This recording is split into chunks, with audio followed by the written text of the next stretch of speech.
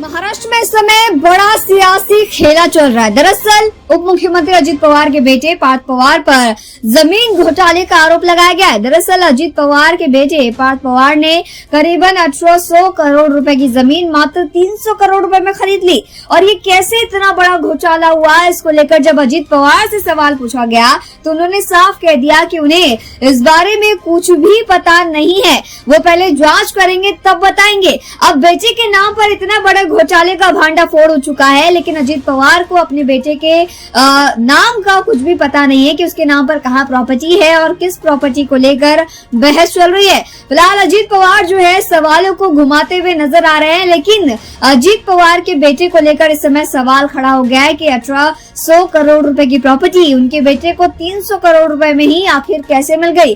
क्या ये राजनीति की पावर का कमाल है या पिता की पावर का कमाल है? सुनिए उन्होंने क्या कुछ कहा।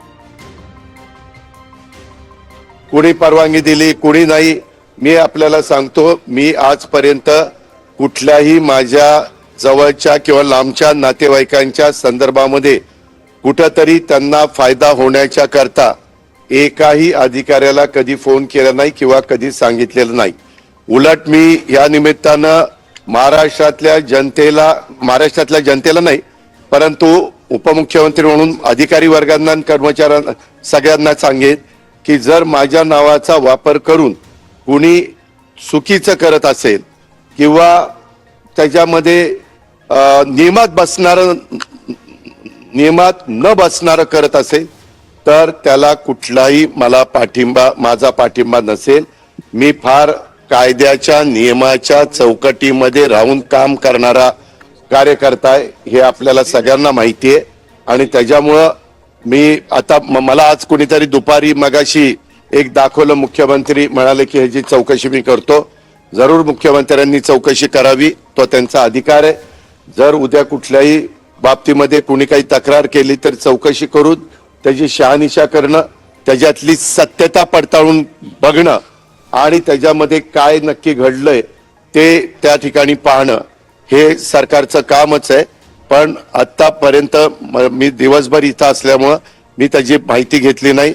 मी त्याची माहिती घेऊन परत तुम्हाला उद्याच्याला भेटीन संध्याकाळीचा, कारण मला पण उद्या दिवसभर काम आहे आणि त्याच्यामध्ये संपूर्ण माहिती काय झालंय, कसं झालंय, कुणाबरोबर डॉक्युमेंट झाले, ते कायदेशीर आहेत का, ते नियमात बसतात का, ह्या सगळ्या गोष्टी माहिती घेऊन वस्तुस्थिती तुमच्या समोर सांगेन। स्टॅम्प ड्युटी संदर्भातला एक महत्त्वाचा प्रश्न आहे की 25 कोटींचा स्टॅम्प ड्युटी। अरे बाबा ऐक ना, थांब, तुलाच फार कळतं का? मी स्वतःहून आलोय ना, मी काय सांगतोय, मी एवढंच कानावर आल्यानंतर सांगितलं की कुठल्याही गोष्टी चुकीच्या करू नका, एवढं तर मी सांगणार, त्या पद्धतीने मी सांगितलेलं आहे। परंतु आता ते काय तुम्ही स्टॅम्प ड्युटी म्हणताय, आणखीन काय म्हणताय, त्याची सगळी शहानिशा करतो ना, कारण मीच आज राज्याचा अर्थमंत्री म्हणून काम करत असताना कुठल्याही व्यवहारात कुणी टॅक्सच्या बाबतीत नियमाप्रमाणेच वागलं पाहिजे। टॅक्सच्या बाबतीत नाही, सगळ्याच बाबतीमध्ये नियमाप्रमाणेच गोष्टी झाल्या पाहिजे।